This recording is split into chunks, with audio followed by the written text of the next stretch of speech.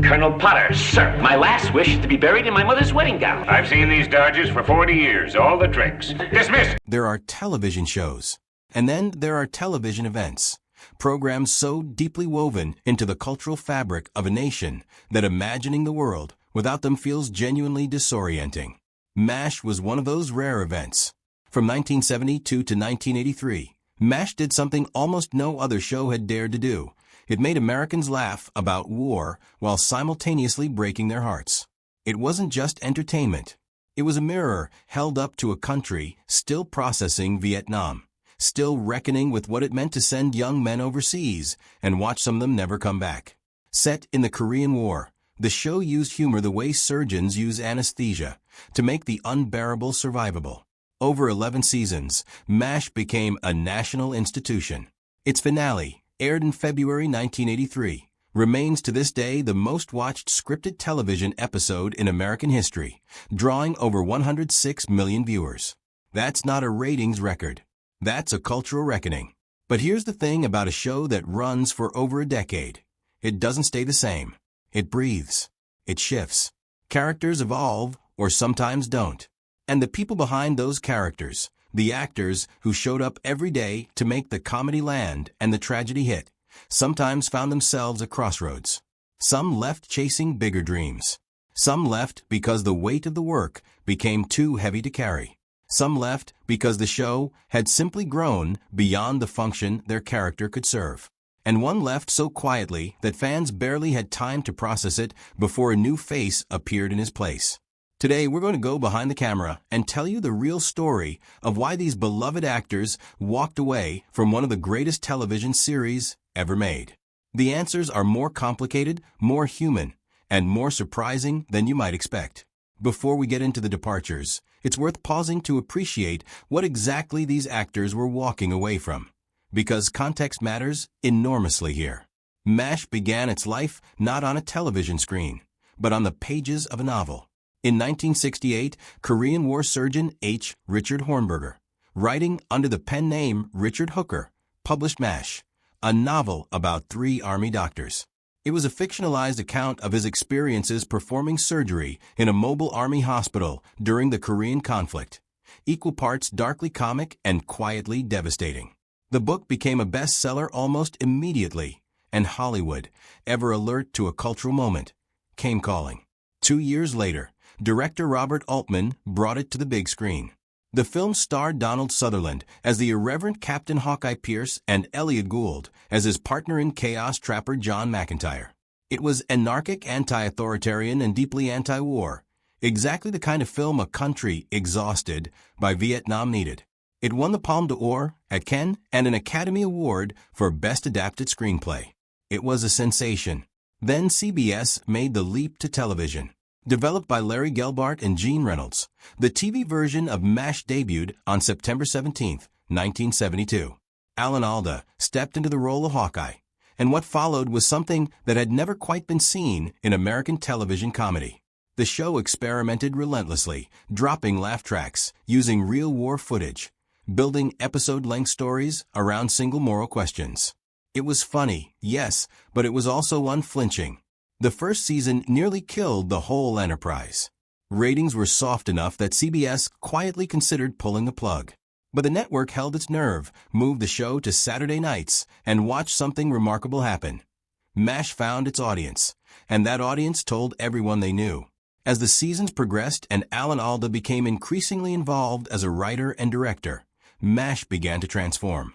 The early seasons had a looser, more freewheeling energy, anarchic pranks, absurdist humor, a kind of wartime Marx Brothers energy. But as Alda pushed for deeper emotional complexity and more nuanced character work, the show grew weightier and more ambitious. That evolution was exactly what made MASH legendary. But it was also the thing that made certain members of the cast feel left behind. If you ask longtime MASH fans to name the moment that changed everything, the moment that told them this show was playing by different rules, most of them will give you the same answer. It came at the very end of Season 3, in an episode called Abyssinia, Henry. For 25 minutes, it plays like a celebration.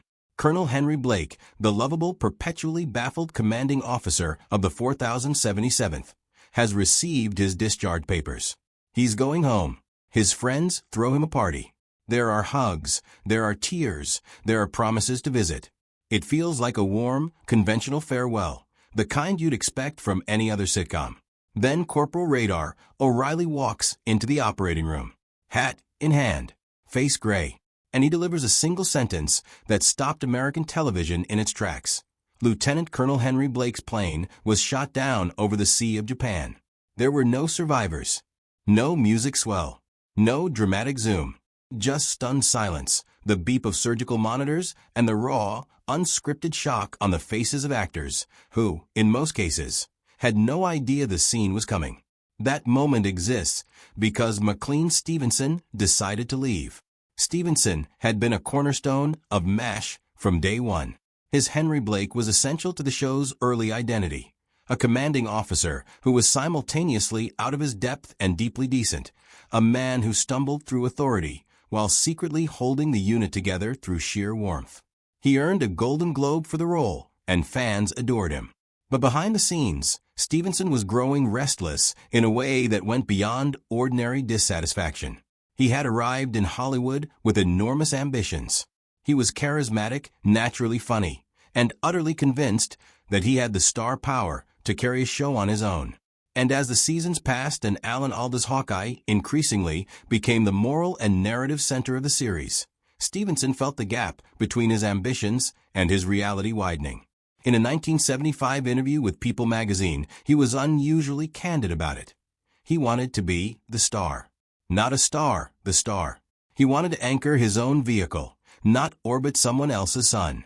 And that's a completely understandable thing to want, even if the timing would prove catastrophic for his career. What made Stevenson's departure so remarkable and so permanent was what the producers chose to do with it. Most shows, when an actor leaves, engineer a gentle exit, a transfer, a promotion, a move back home, something that leaves the door open and softens the blow. MASH didn't do that. Larry Gelbart and Gene Reynolds saw in Stevenson's departure an opportunity to make a statement about the nature of the show itself. This was a series about war. And in war, people don't always get gentle exits. So they killed Henry Blake. And in doing so, they changed television history. The moment Radar delivers the news, MASH ceased to be a conventional sitcom forever. It became something harder and more honest. The message was unmistakable. No one is safe. War doesn't care about narrative convenience. As for Stevenson himself, the road that followed was a painful one. He signed with NBC and launched the McLean Stevenson Show, a family sitcom built around his considerable charm. It was canceled after one season. A second attempt to lull Larry fared even worse. It became something of a punchline in television circles, remembered more for its failure than anything it achieved.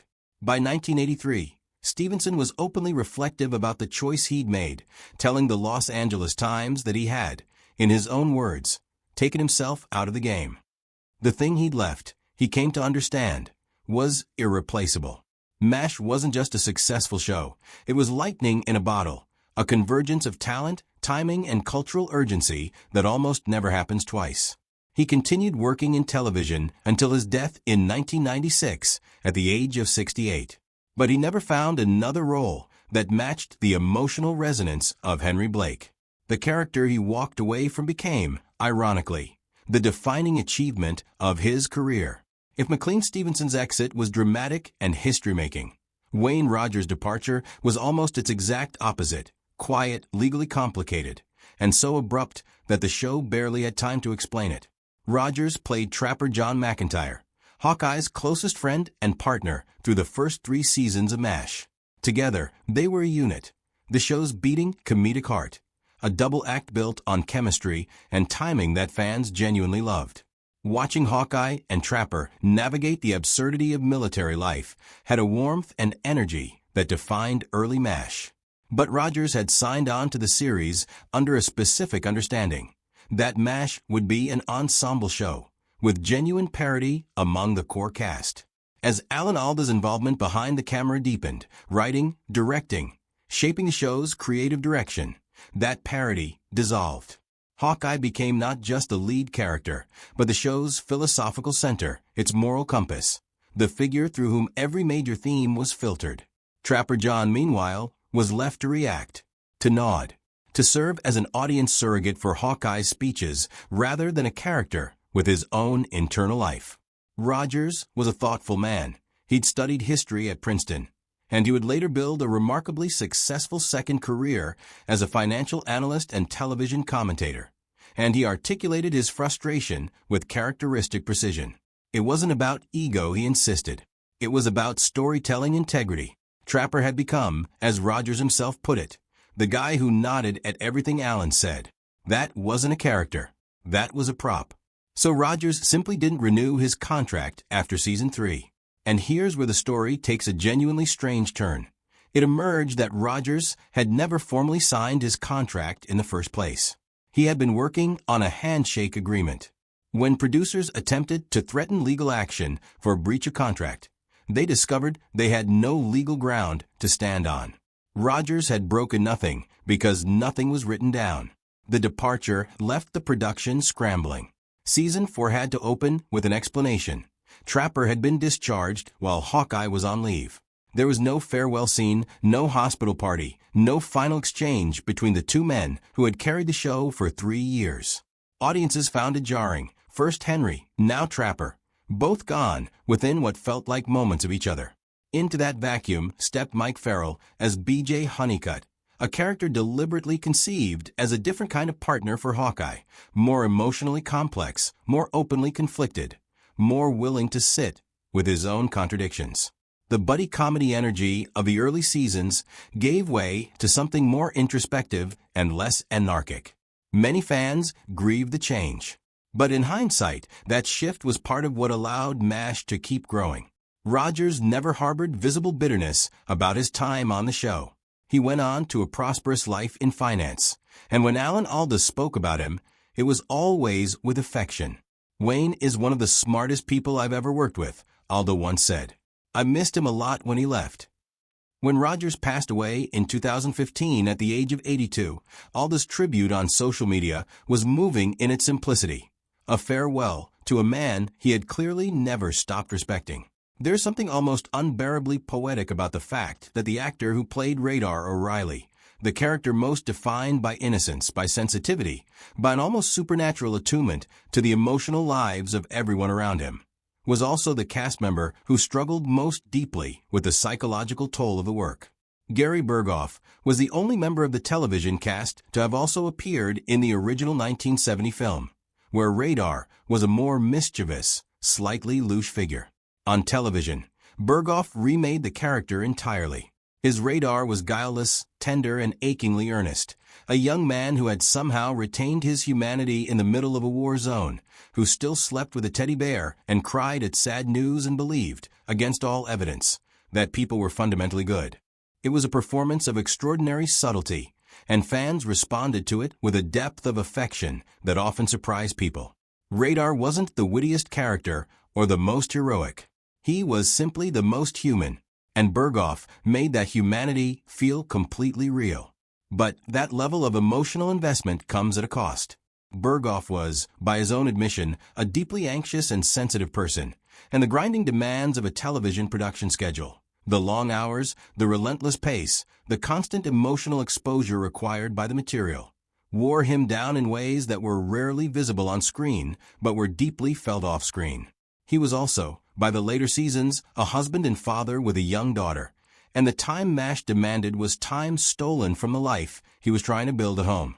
He would later describe missing his daughter's early years as one of the lasting regrets of his life, a wound that no amount of critical acclaim could fully close.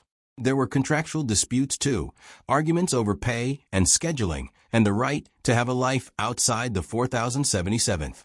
The producers, keenly aware of how central Radar was to the show's emotional architecture, tried to accommodate him. Reduced appearances, more time between episodes. But the accommodations, however genuine, weren't enough to address the deeper exhaustion he was carrying. When Berghoff finally decided to leave at the end of season 7, the show gave him something Trapper John never got, a proper farewell. The 2-part episode Goodbye Radar is one of the most emotionally